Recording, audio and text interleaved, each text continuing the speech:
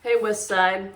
I'm about to read section two part two of section two of Montana 1948.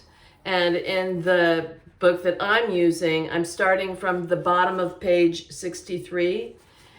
If you are reading the PDF I posted, you are starting from page 75. And when we left David, his grandfather and his father were having a conversation.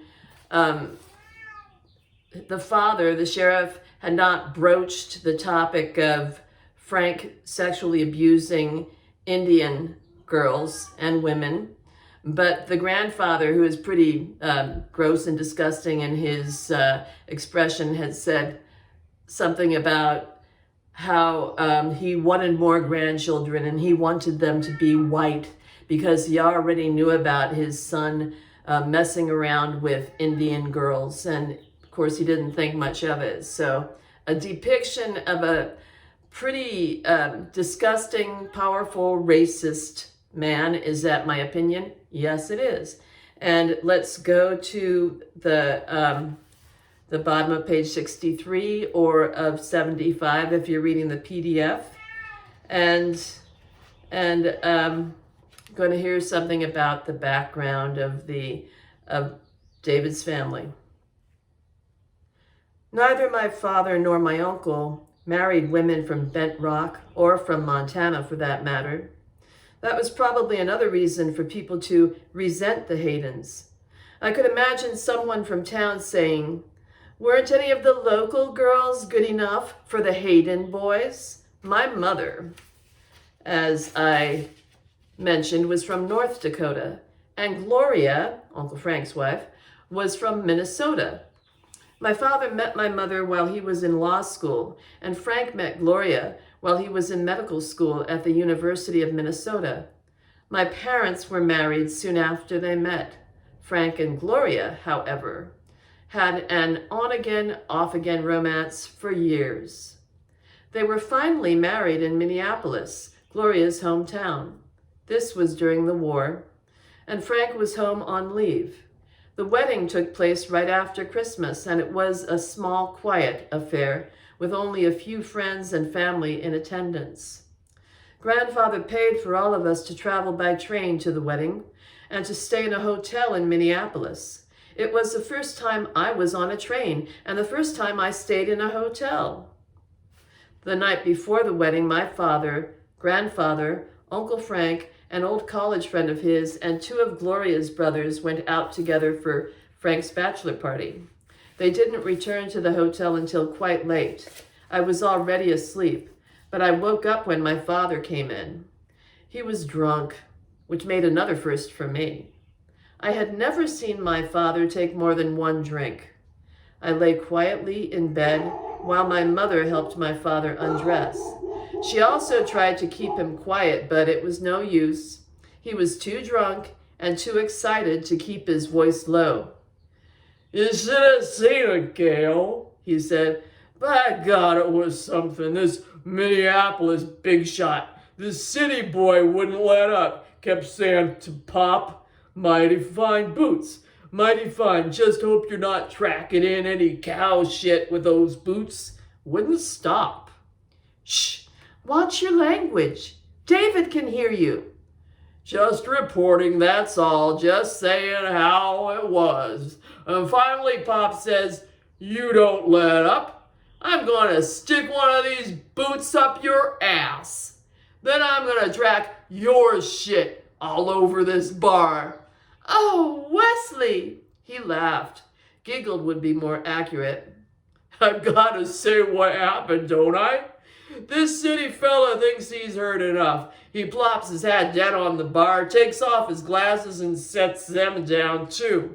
He starts for our table, but by the time he gets there, Pop has pulled out that little .32 revolver of his, chrome-plated so it's the shiniest thing in the place. Hell, I didn't know he had it with him. Anyway, he's got that gun right in the fella's face, and the guy goes white.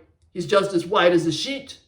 Pop holds it there for a minute, and then he says, "Out in Montana, You wouldn't be worth dirtying a man's hands on, or his boots. So we'd handle him this way, nice and clean, and he keeps holding his gun on him.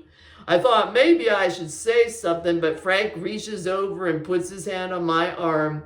Frank's laughing to beat the bed, so he must know something. Finally, Pop says, "Now you head on out of here.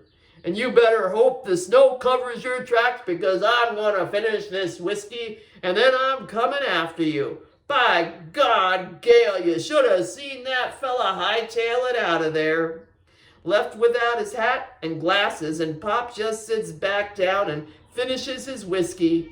Doesn't say a word. Meanwhile, Frank's laughing so hard, he gets me going, and then neither one of us can stop. People are leaving the bar right and left, probably afraid of those wild and woolly cowboys from Montana, and Frank and I are howling our heads off. Then when we leave, we notice that Minneapolis hasn't even got any snow. And that sets Frank and me off all over again. Oh, Gale, I wish you could have been there. The Hayden boys all over again. The Hayden boys and their old man. By the time my mother had gotten him into bed and was covering him, "I don't think you'll find this so funny tomorrow morning. You're lucky you weren't all arrested." "They couldn't arrest us. We are the law." My father found that idea hilarious. He started laughing so hard he could barely breathe. Soon he was coughing and choking, and then he had to rush to the bathroom. The next thing I heard was my father vomiting. He was in there so long, I fell asleep before he came out. After the wedding the next day on the train going back to Montana, my grandfather offered a box of chocolates to my mother, grandmother, and me. My father couldn't even look at them, a fact that my grandfather found amusing. My grandfather had a sweet tooth, and he insisted those were the best chocolates in the world, available only from a small confectionery in downtown Minneapolis. Soon they were all talking about Frank and Gloria and the wedding, how nice the ceremony was, what a lovely woman Gloria was, and how they hoped for a happy life for the two of them. Then grandfather said, "Now he's got himself a good-looking white woman for a wife. That better keep him off the reservation." No one said another word. Every one of us turned to the window as if there were actually something to look at besides wind-whipped, snow-covered prairies.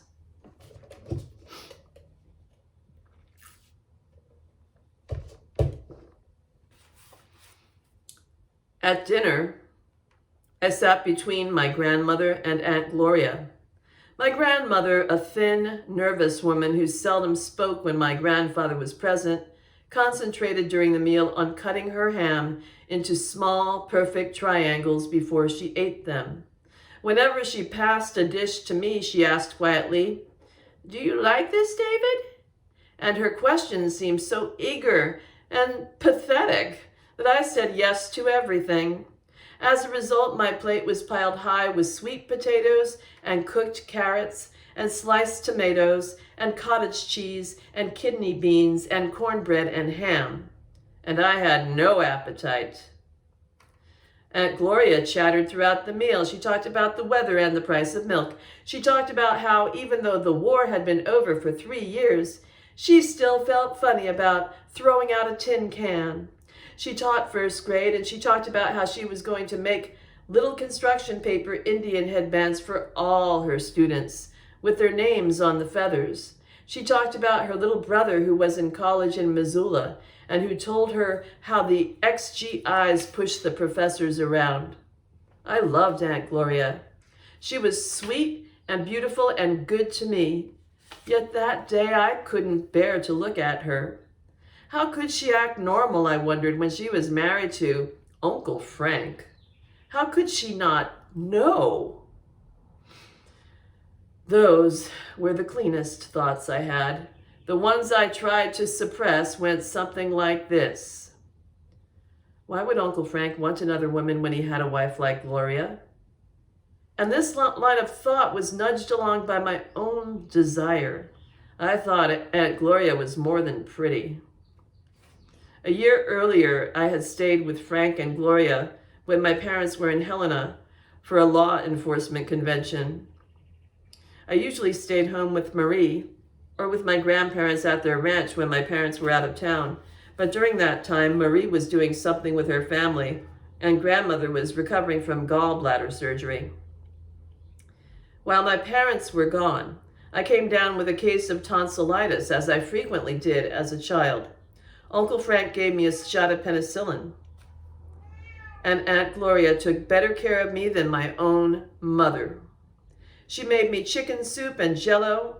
She brought me comic books and ginger ale, and she never let more than an hour pass without checking on me. She came in late one night to make sure I was covered. I kept my eyes closed and pretended to be asleep. But when she bent down to feel my forehead, I could smell her perfume. The scent itself seemed warm as it closed in on me. She backed away and went to the window, and I opened one eye.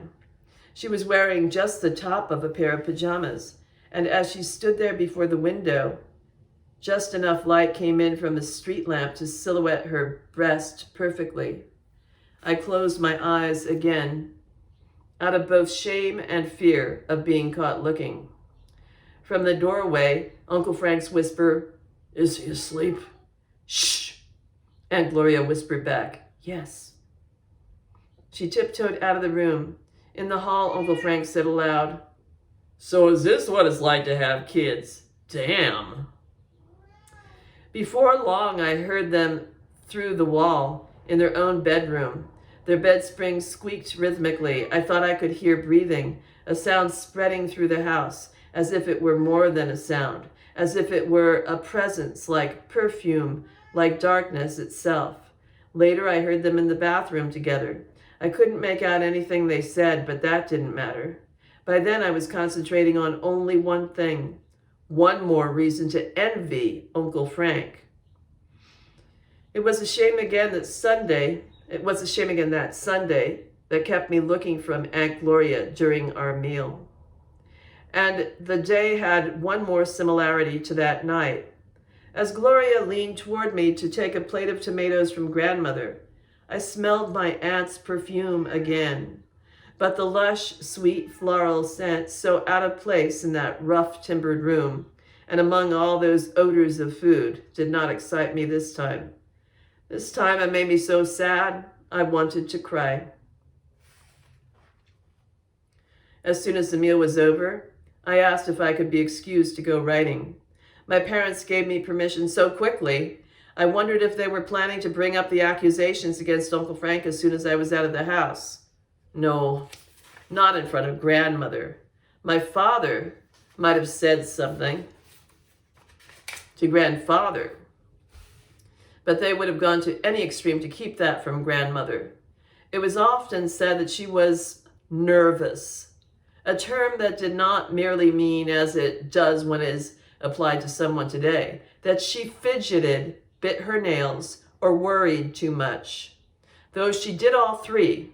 No, it meant that grandmother had a condition that could strike her down at any time, as if a virus lived quietly in her but could suddenly run loose on a moment's notice if something upset her. Everyone knew the importance of shielding grandmother from shocks of any kind. Before I left the dining room, my grandfather stopped me. "Hold on there, David. Wait up a minute." He got up from the table and went into his den. He came back in just a moment, and he was carrying a gun, a high-standard automatic .22 target pistol, and a box of cartridges. "Goddamn coyotes," he said. "They're getting worse than ever. You see any out there, blast away."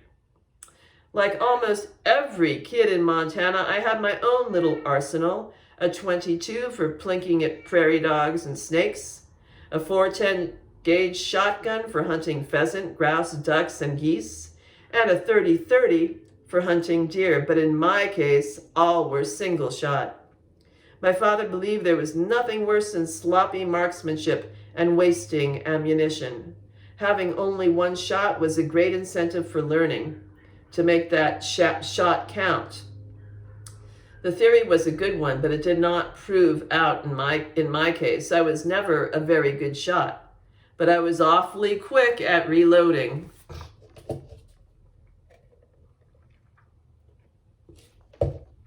Handguns were different, however. They were somehow not serious, not for bringing down game, but for shooting at as an activity in and of itself, and therefore slightly suspect. I looked eagerly at my parents for their permission. My mother didn't care for guns of any kind, but she had long ago seen the futility of trying to keep them out of the hands of a Montana boy. She simply shrugged.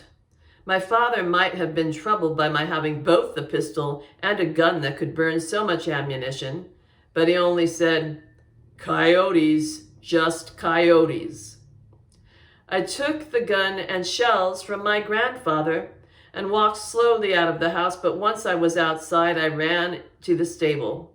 Within minutes, I had saddled Nutty and was riding at a brisk trot out to some sagebrush hills and rimrock ravines where I often played. I didn't actually think I'd see any coyotes out there, but I'd be far enough from the ranch that I could fire off as many rounds as I wanted without anyone hearing. I shot up that entire box of bullets. There was so much gunfire out there that afternoon that the ground glittered with my casings, and Nutty became so accustomed to the shots that he grazed right through a barrage. After a while, his ears didn't even twitch at the continual pop, pop, pop. The .22 had very little recoil, but after firing clip after clip, my hand and arm felt the effects. My hand tingled as if a low-level electrical current was passing through it, and my arm felt pleasantly loose and warm from the wrist to the shoulder. I could have used all that ammunition to improve my marksmanship, aiming carefully at my targets and slowly squeezing off one shot at a time, but I didn't. Instead, I tried to see how fast I could fire off a whole clip, shooting into the ground just to see the dirt fly. When I had a target, pine cones, branches, knotholes, I often fired at it from the hip or threw a hasty shot as I was whirling around. Most of the time, I missed. But once, I shot and killed a magpie. He was teetering on a branch, his black feathers glistening like oil, and his long tail wavering to steady him in the wind. Less than 40 yards away, I brought the .22 quickly up to shoulder height and snapped off a shot with no more care than pointing my finger. The bird toppled from the branch, but in the instant of its fall, it had enough life left, or perhaps it was only the wind, to open its wings, and in so doing slow its descent. To confirm my kill, I walked over to where the magpie lay. Its half-opened, glassy green eye was already beginning to dust over. This wasn't the first time I had killed something, and it wouldn't be the last.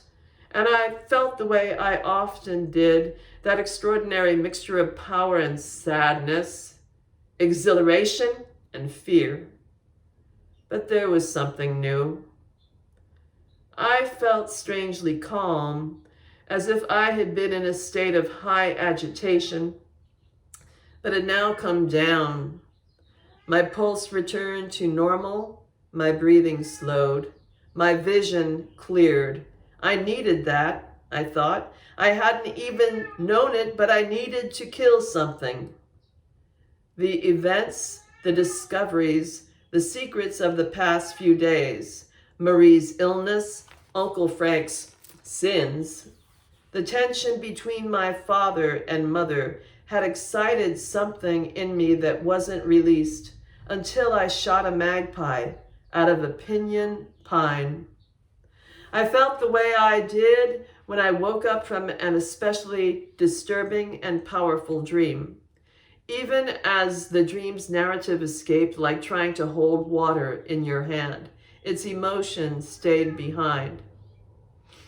Looking in the dead bird's eye, I realized that these strange, unthought of connections, sex and death, lust and violence, desire and degradation are there deep in even a good heart's chambers. With my boot heel, I dug a shallow depression in the hard-baked dirt and nudged the magpie into it. I kicked some dirt over the bird just enough to dull the sheen of its feathers.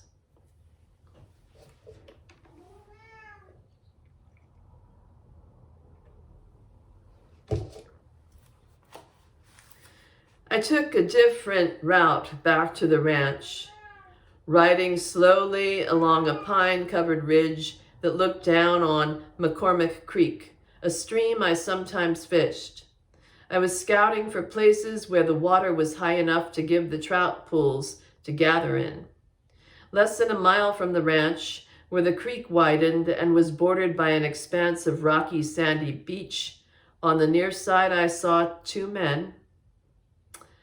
I pulled up Nutty and watched until I could see who it was. Uncle Frank and my father were standing on the riverbank, and they seemed to be arguing.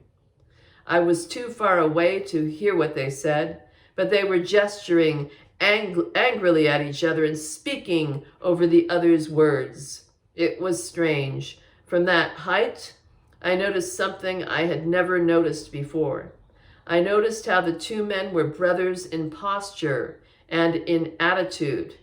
Two men in dress pants and white shirts, each bent forward slightly at the waist, almost as if he were leaning into the wind. Each pointed at the other like a schoolteacher scolding a pupil. And when each was done talking, he leaned back, squared his shoulders, and put his hands on his hips, exactly the way my father stood while he listened to one of my excuses for not cutting the grass or doing some chore.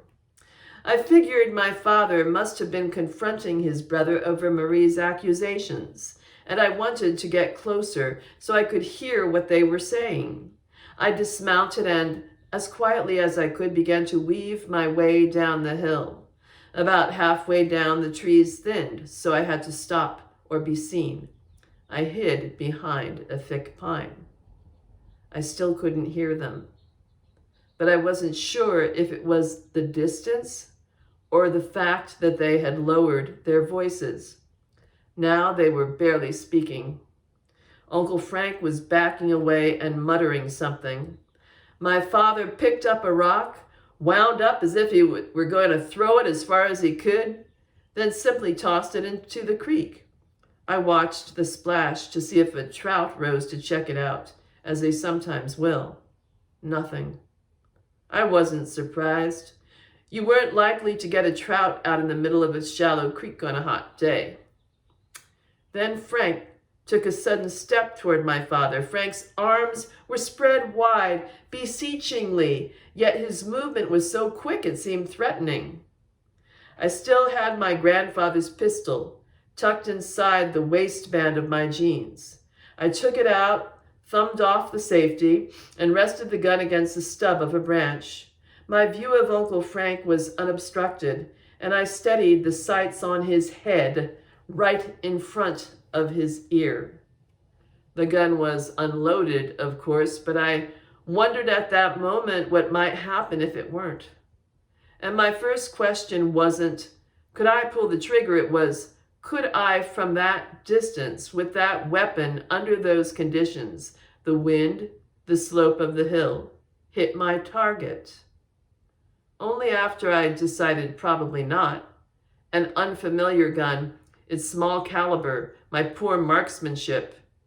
Did I wonder what might happen if I killed my uncle? Would everyone's problems be solved? Would my father be relieved? Could I get away with it? With these thoughts, while these thoughts were gusting through my brain, my father and his brother had come closer to each other. The next thing I knew, they were shaking hands. I put the gun back inside my waistband. My father and Uncle Frank walked off together, their broad shoulders almost touching. We left for Bent Rock after dark, and I took my customary place in the back seat where I could lean back and watch the stars out the back window. The wind had died and the night was clear. My parents were silent in the front seat until we were halfway to town. Then my father said without prelude, "I talked to Frank." "Wes," my mother whispered sharply and looked in my direction. I didn't move. "It's okay," my father replied. Whether he thought I was asleep or not, or that he wasn't going to reveal anything, I wasn't sure. My father went on. "I think the problem's been taken care of. Frank says he's going to cut it out." "Oh, Wesley." Her words came out in a moan, and I almost gave myself away by leaning forward to see if my mother was in pain. "What?" my father replied, his confusion apparent and sincere. "What is it?" "What about what's already been done? What about that damage?" "It can't be undone. That's past. That's over and done." My mother's voice became so low and tender. It seemed better suited for an expression of love than what she actually said. "That's not the way it works. You know that. Sins, crimes, are not supposed to go unpunished." Even then I knew what the irony of the conversation was. The secretary lecturing the lawyer, the law enforcement officer on justice. My father was silent for such a long time I thought the conversation was over. At last he said, "He'll have to meet his punishment in the hereafter. I won't do anything to arrange it in this life." When we arrived home, Doris Looks Away was still there, and she and Marie were sitting in the living room drinking coffee. Marie was wrapped in a blanket, but she said she felt stronger. She still had a cough, but it was not as tight and racking as it had been. My mother felt Marie's forehead and pronounced the fever still present, but obviously it had gone down. Her eyes had lost that unfocused, feverish gleam, and her cheeks no longer looked inflamed, but merely ruddy. Uncomfortable in our presence, Doris left almost immediately. Marie announced that she was going back to bed. Before she left the room, she turned to me and said, "Did you ride today, Davy?" I nodded. "Did you ride far?" I nodded again. "And did you see a coyote?" How did she know I was given a pistol for hunting coyotes? "No," I said, "but I was looking." "He's hard to see when you look for him."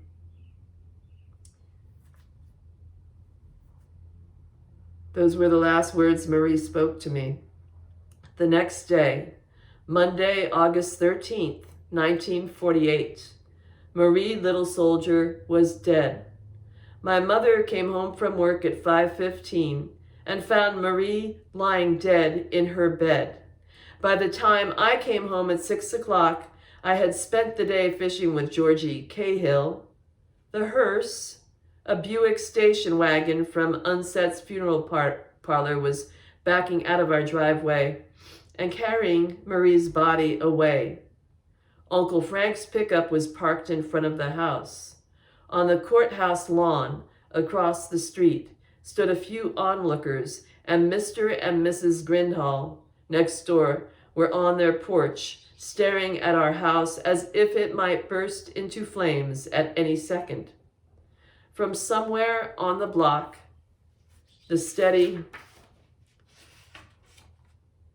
ratcheta of a lawnmower, someone who didn't know that for the moment all usual activity had ceased. When I saw the car from Unset's, I did not run to our house in fear or curiosity. I didn't have to. I knew immediately what had happened. What's more, I could have walked right past our house down the length of Green Avenue, and right out of Bent Rock. I could have kept going and never returned out of my town, away from my family, away from my childhood. I could have kept going and taken with me the truth of what had happened in that house. No one else knew. And I could keep going until I found a place where I could bury that secret forever. But I didn't. I walked slowly up the driveway and into the garage. I hung up my fishing pole and tackle box and the stringer of freshly caught perch and bluegills and went into the house. Everyone was still in the kitchen. My father was on the telephone. "Yeah, that's right," he was saying. "Could you please tell her that that's right? She's at Unset's now." My mother sat at the table. She was slumped and staring at the floor, but she had one hand on the tabletop and her fingers were tapping rapidly. Those two actions, the body slumped and the fingers tapping, seemed so mismatched.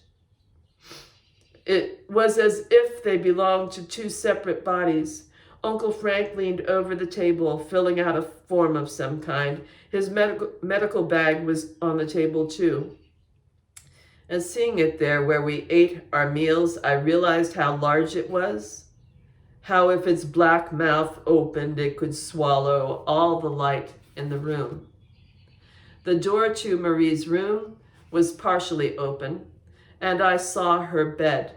The blankets and sheets had been stripped, and the mattress was tilted up off the box springs and rested on its edge on the floor.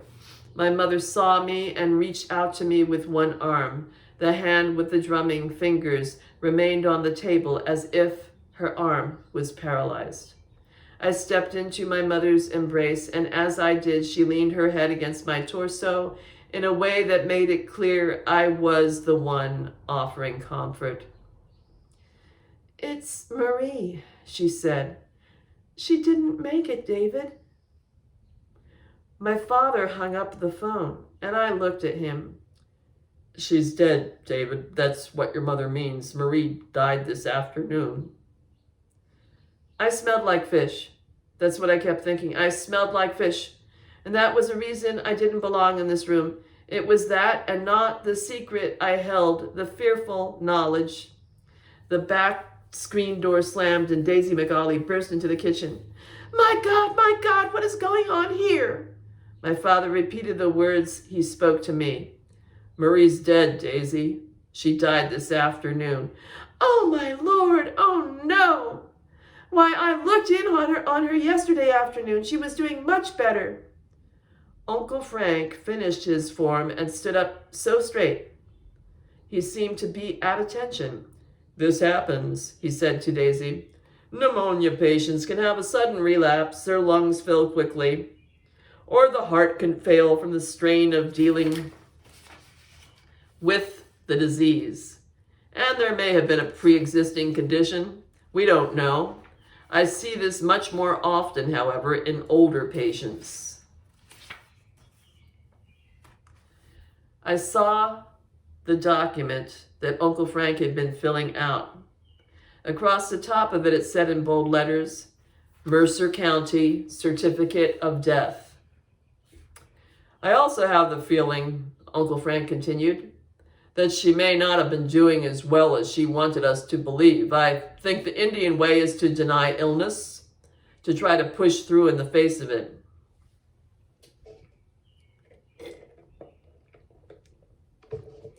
"Her fever was down, I know that," said my mother. Uncle Frank shrugged. "A fever can fluctuate dramatically."